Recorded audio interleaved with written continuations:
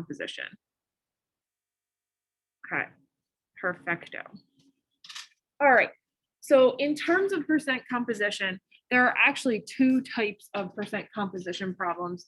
And again, this is something you might recall back from Unit 4. All right, the first type of percent composition problem I like to consider or call given amounts.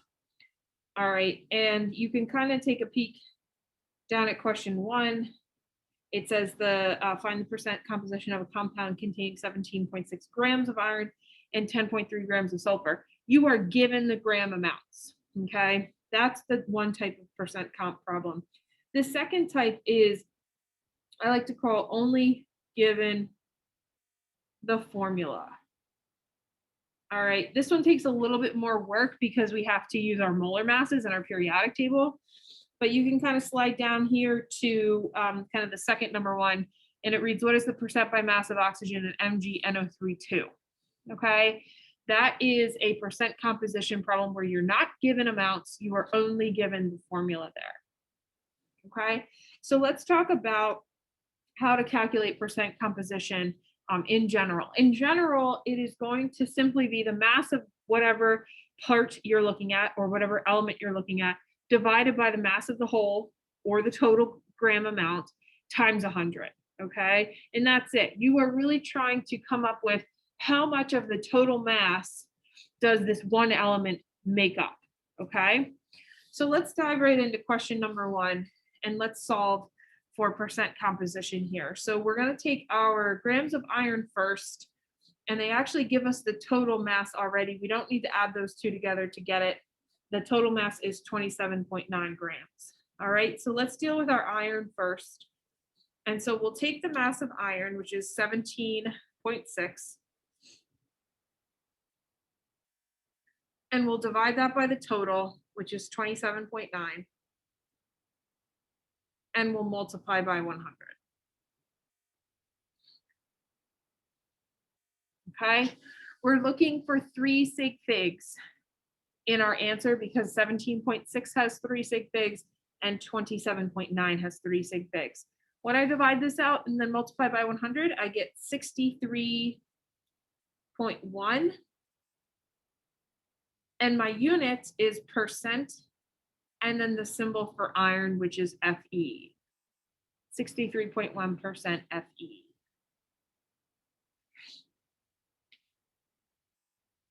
All right, we're going to do the same process with our 10.3 grams of sulfur.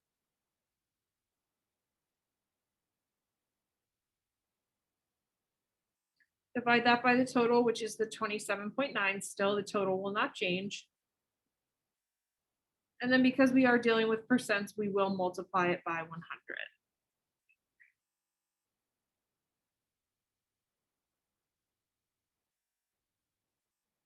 Again, I'm still going to be looking for 3 sig figs here because both of my numbers here have 3 sig figs.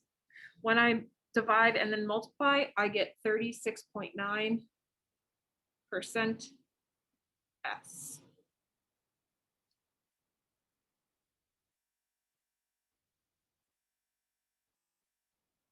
All right, my friends, does anybody remember or can you think of a way to check your work here in this type of problem?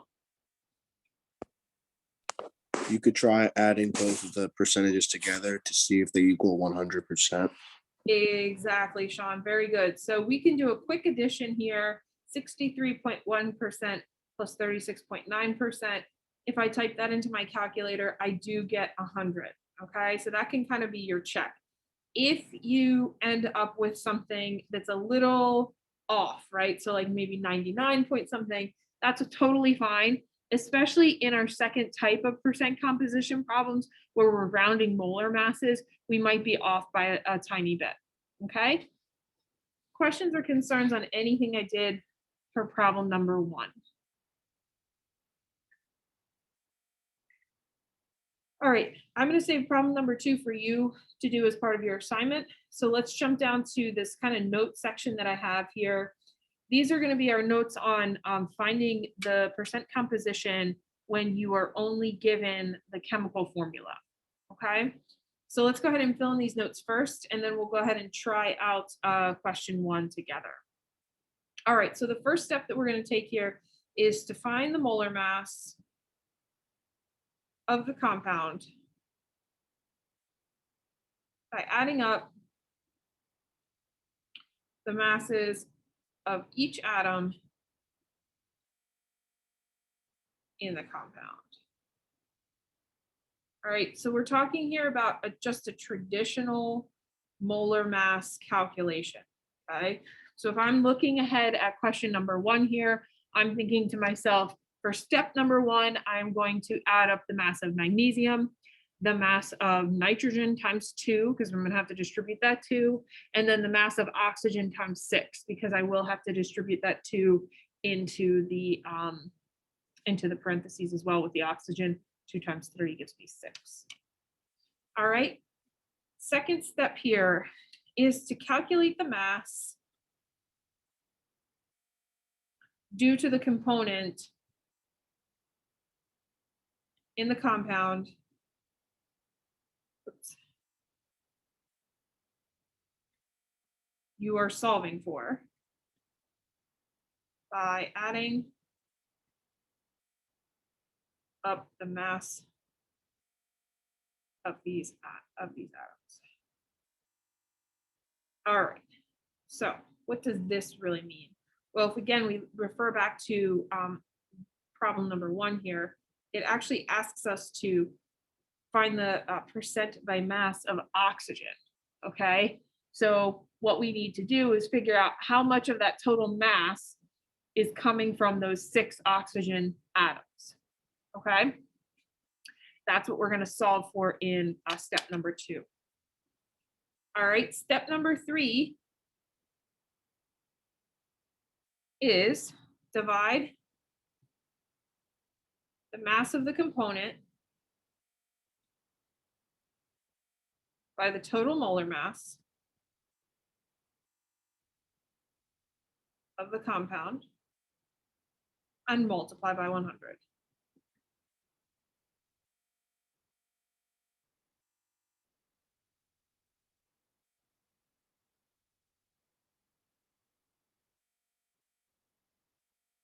Okay, so that last step, step number 3, looks really similar to what we have done in our first example of percent composition problems.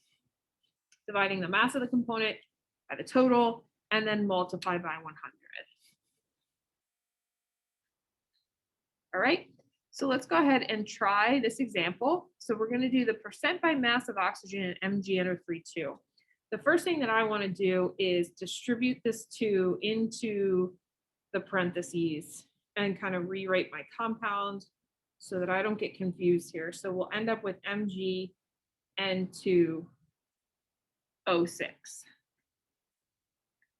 All right, so let's go ahead and calculate now the molar mass of MgN2O6. Just going to write that down again.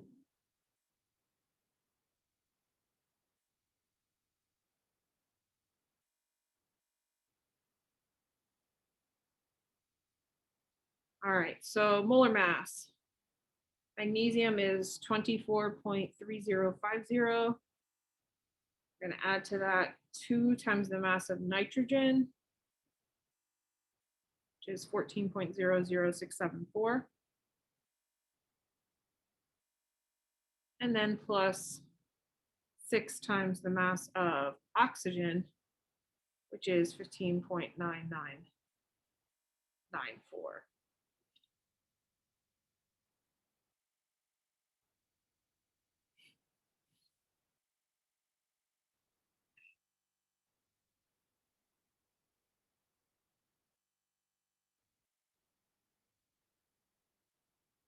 All right, when I multiply and then add those all up, I get my total molar mass, and that comes out to be 148.31.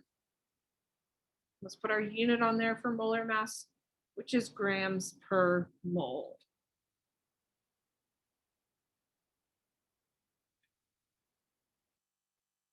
All right. Our next step tells us to calculate the mass due to the component in the compound you're solving for by adding up the mass of those atoms. So remember, guys, we're dealing with oxygen here, okay?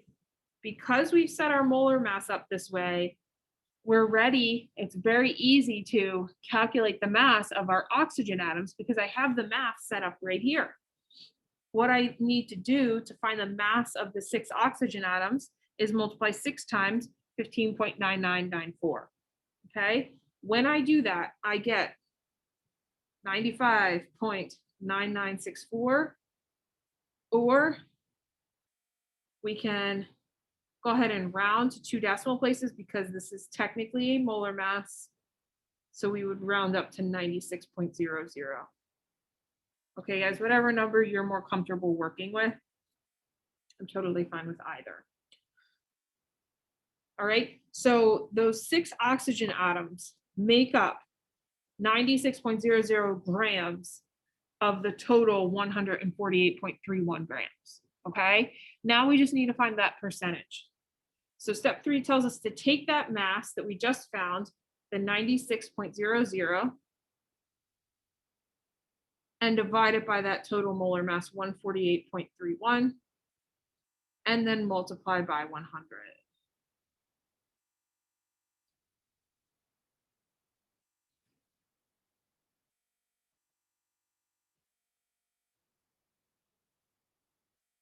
All right. Based on the numbers here, 96.00 has 4 sig figs, 148.31 has 5 sig figs. So my answer should have 4 sig figs. So when I calculate that, I get 64.73% oxygen.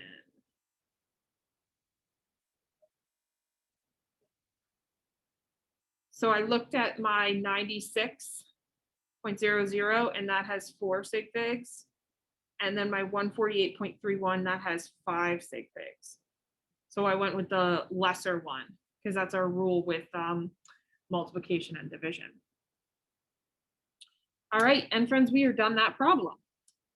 Any questions or concerns there at all on anything, any step of the way?